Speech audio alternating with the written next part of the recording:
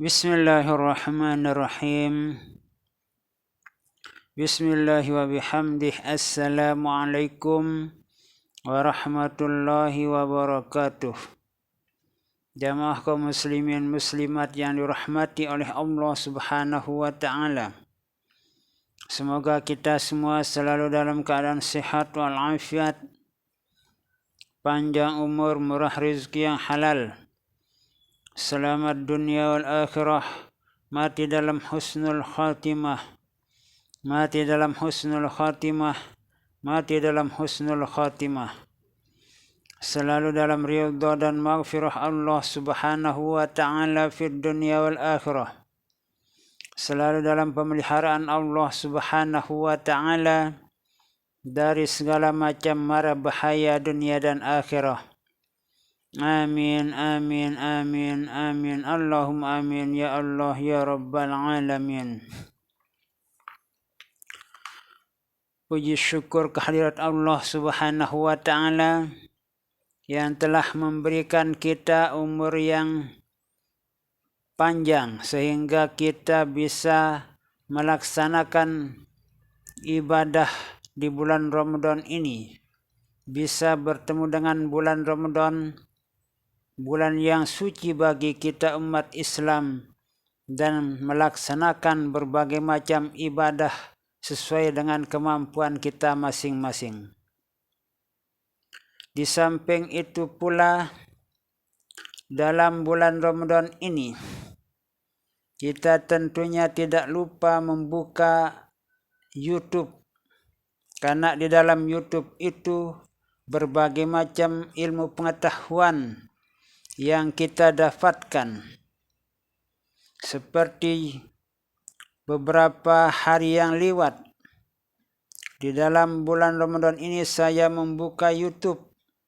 Namun di saat saya membuka YouTube tersebut, saya melihat konten-konten tentang penampakan leak atau selak.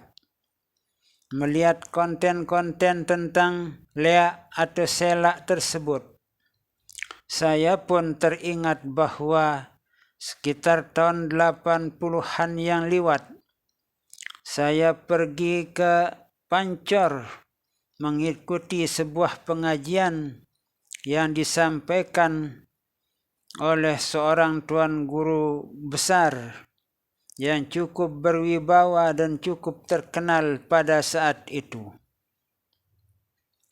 Di sela-sela pengajian tuan guru tersebut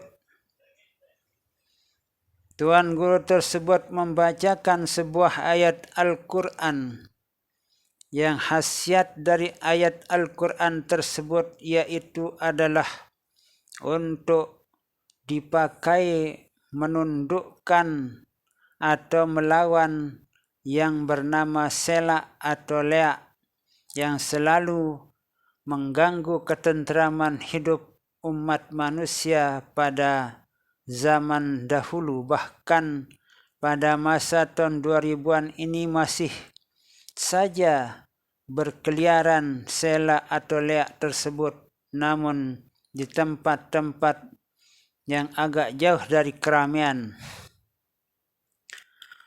Ayat Al-Quran tersebut yang dibaca oleh seorang tuan guru tersebut, ternyata ayat Al-Quran itu sudah dimasukkan di dalam sebuah kitab Hizib Nahdlatul Watan dan Hizib Nahdlatul Banat oleh Al-Maghfurlah Bapak Maulana Syekh Tuan Guru Ki Haji Muhammad Zainuddin Abdul Majid Pancor. Namun kita tidak mengetahui khasiat dari ayat Al-Quran yang dimasukkan di dalam Hizib Nahdlatul Watan wa Nahdlatul Banat oleh penyusunnya, yaitu Bapak Maulana Syekh Tuan Guru Ki Haji Muhammad Zainuddin Abdul Majid Pancor. Ayat Al-Quran itu berbunyi sebagai berikut. Wallahu ya'lamul mufsida minal muslih. wallahu ya'lamul mufsida minal muslih. Nah, itu ayat yang terdapat, ayat Al-Quranul Karim yang terdapat dalam hizib Nahdlatul Wathon wa Nahdlatul Banat. Adapun cara meriyadhahkan ayat tersebut yaitu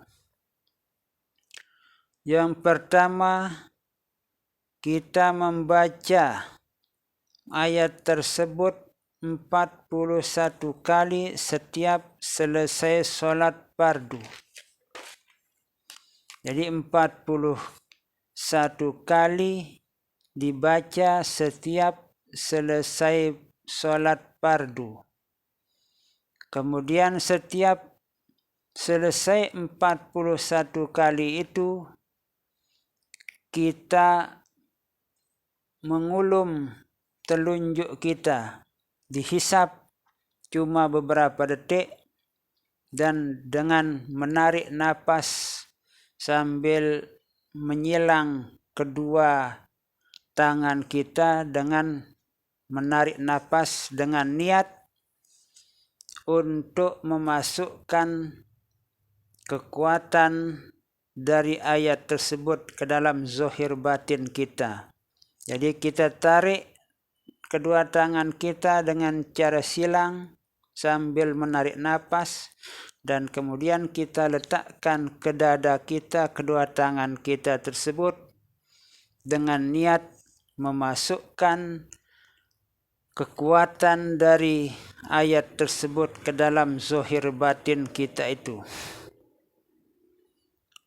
Di saat kita mengamalkan ayat tersebut 41 kali setiap selesai sholat fardu itu, kita sambil berpuasa selama 7 hari.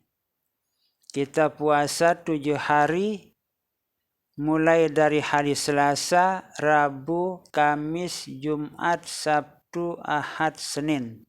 Jadi 7 hari kita berpuasa tanpa diselangi dengan istirahat, los 7 hari dari hari Selasa, Rabu, Kamis, Jumat, Sabtu, Ahad, dan Senin. Begitu masuk waktu maghrib pada hari Selasa itu, setelah selesai sholat fardu maghrib, kita membaca ayat tersebut sebanyak 41 kali. Demikian juga pada waktu Isya, subuh, zuhur, asar, dan seterusnya sampai 7 hari.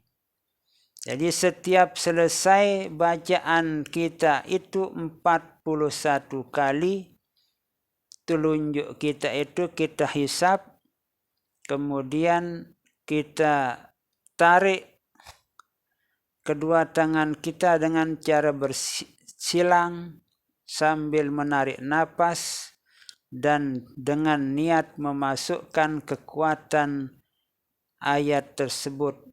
Lalu kemudian kita letakkan kedua silangan tangan kita itu di dada kita sambil berniat memasukkan ayat, kekuatan ayat tersebut ke dalam zahir batin kita. Itu yang kita lakukan setiap selesai 41 kali bacaan. Namun sebelum kita membaca ayat tersebut yang jumlahnya 41 kali itu, kita membaca Fatihah 3 kali. Fatihah tersebut yaitu yang pertama, Fatihah untuk semua Nabi dan Rasul, sahabat dan keluarga Nabi dan Rasul. Lalu kemudian yang kedua, Fatihah untuk kedua orang tua kita, baik yang masih hidup maupun yang sudah meninggal dunia, dan semua guru-guru kita yang telah mengajarkan kita baik secara langsung maupun lewat media sosial atau lewat kitab-kitab yang kita baca, termasuk guru kita, itu adalah kalau kita membaca sebuah kitab, maka pengarang kitab itu adalah yang menjadi guru kita. Jadi kita masukkan atau kita bacakan Fatihah untuk yang tersebut tadi. Dan Fatihah yang ketiga itu Fatihah untuk semua kaum muslimin muslimat, baik yang masih hidup maupun yang sudah meninggal dunia. Cuma kita sekedar mengingat Fatihah yang kita niatkan untuk mereka semua itu. Biar kita tidak sebut untuk ini. Cuma kita membaca Fatihah 3 kali. Suratul Fatihah dari Bismillahirrahmanirrahim. Alhamdulillahirabbil alamin arrahmanir rahim maliki yaumiddin iyyaka na'budu wa iyyaka nasta'in ihdinas siratal mustaqim siratal ladzina an'amta 'alaihim ghairil maghdubi 'alaihim waladdallin amin. Sampai waladdallin. Jadi itu 3 kali, tapi dengan niat seperti yang saya sebutkan tadi itu, Fatihah untuk ini, kemudian Fatihah untuk ini, dan yang ketiga Fatihah untuk yang saya sebutkan tadi. Lalu kemudian yang selanjutnya, setelah kita menjalankan riyadhahnya selama 7 hari, 7 malam tersebut, doa atau ayat tersebut kita tetap membacanya setiap selesai sholat fardu 1 kali dengan cara-cara mengamalkannya selama dalam riyadhahnya. Artinya setiap selesai sholat fardu kita baca 1 kali, kemudian setelah itu kita hisab telunjuk kita beberapa detik dan kita tarik nafas sambil menarik kedua tangan kita, diletakkan ke dada kita sambil berniat memasukkan kekuatan ayat tersebut ke dalam zahir batin kita. Namun jangan lupa membaca Fatihah yang 3 tadi sebelum membaca ayat tersebut.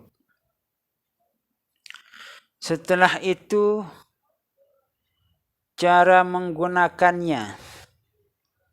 Jadi kalau kita ingin menggunakan ilmu tersebut untuk menundukkan leak atau selak, kita tinggal membaca doa tersebut 1 kali.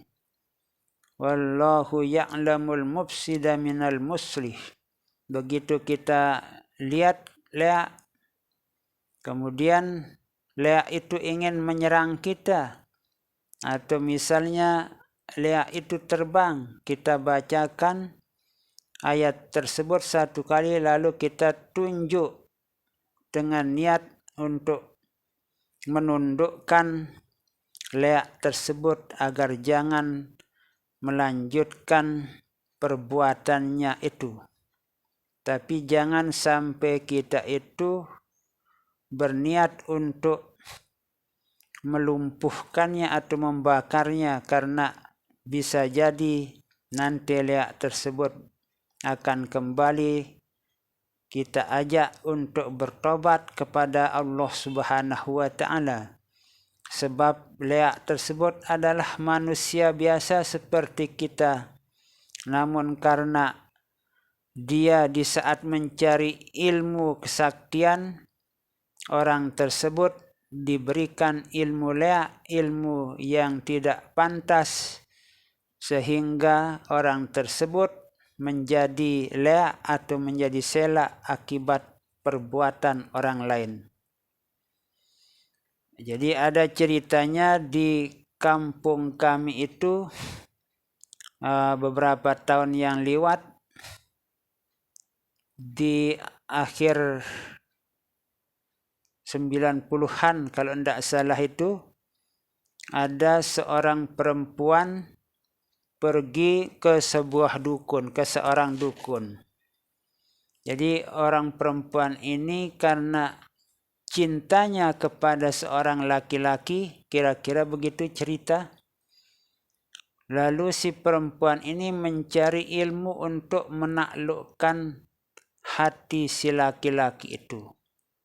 Kemudian si perempuan ini mencari dukun yang ternyata dukun yang memberikannya ilmu tersebut adalah memberikannya bukan ilmu penarik hati seorang laki, tapi yang diberikan adalah ilmu leak, ilmu selak yang diberikan oleh dukun tersebut.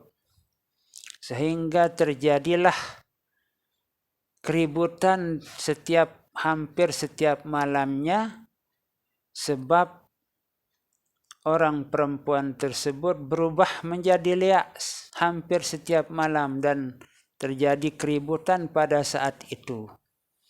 Mengetahui keadaan yang demikian itu, maka keluarga dari si perempuan itu langsung mencari orang pintar untuk mengobati anaknya itu yang telah dimasukkan ilmu leak kepadanya. Dan akhirnya setelah ilmu leak itu keluar dari dalam tubuh si perempuan itu, dia kembali seperti semula dan tidak ada lagi ceritanya untuk menakut-nakuti masyarakat dan rajin dalam melaksanakan berbagai macam kegiatan-kegiatan siang hari dan malamnya untuk beribadah kepada Allah Subhanahu wa ta'ala. Jadi leak itu adalah manusia yang dipermainkan oleh orang-orang yang punya kepentingan ingin mendapatkan uang, sehingga orang yang menerima atau mencari ilmu kepadanya, ilmu yang diberikan itu adalah ilmu yang salah. Jadi kalau kita kebetulan pergi ke seseorang, baik dia itu paranormal, dukun, atau orang-orang yang dianggap sakti, punya ilmu kesaktian, kemudian orang tersebut menyuruh kita untuk membawakannya dia panci yang masih baru, yang terbuat dari tanah itu. Menurut cerita dari Al-Maghfurlah Bapak Maulana Syekh dulu, kalau ada orang yang seperti itu menyuruh kita untuk mencari panci yang masih baru yang terbuat dari tanah, maka jangan sekali mengikuti apa yang diperintahkan oleh orang tersebut. Sebaiknya tinggalkan orang tersebut karena dia sudah berniat tidak baik kepada kita, ingin merusak kita agar kita itu menjadi leak atau selak. Itu yang pernah disampaikan oleh Al-Maghfurlah Bapak Maulana Syekh Tuan Guru Ki Haji Muhammad Zainuddin Abdul Majid Pancor dulu di Musalla Al-Abrar Pancor. Nah, semoga ilmu yang saya sampaikan pada kesempatan kali ini bisa bermanfaat bagi kita semua, agar kita itu berhati-hati dalam melangkah di kehidupan ini. Terima kasih. Wallahu a'lamu bissawab, wallahul muwaffiq wal hadi ila sabilir rasyad. Wassalamualaikum warahmatullahi wabarakatuh.